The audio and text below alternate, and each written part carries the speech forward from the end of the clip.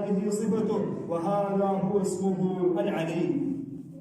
وإن الآيات في ذلك كثيرة، كما قال سبحانه وتعالى: وهو العلي العظيم، هو العلي الكبير، إن الله كان عليا كبيرا. وغير ذلك من الآيات الواردة في كتاب الله جل وعلا آيات كثيرة دلت على هذا الاسم وعلى هذه الصفة، أن الله في العلو المطلق، فهو فوق خلقه وفوق كائناته، في ذلك العلو عن جميع خلقه. إذا حدبهم أمر أو نزلت بهم نازلة توجهوا إليه سبحانه وتعالى رافعين أكف الضراعة إلى الله فوق 7 سماوات، ما يتوجهون في دعائهم إلا لله جل وعلا فوق 7 سماوات، لأن الله فطر القلوب على الإقرار بالعلو له.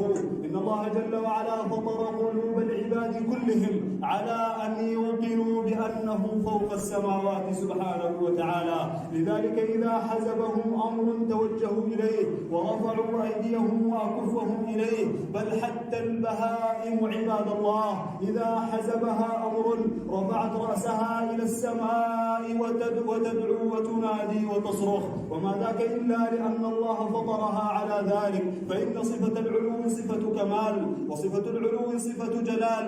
الإقرار بها إقرار بالكمال لله سبحانه وتعالى، وإقرار بأن الله جل وعلا عظيم علي على جميع خلقه وعلى جميع عباده. وإن من الآيات التي دلت على هذه الصفة العظيمة أيضا ما أورده الله جل وعلا في قصة موسى مع فرعون عليه لعنة الله.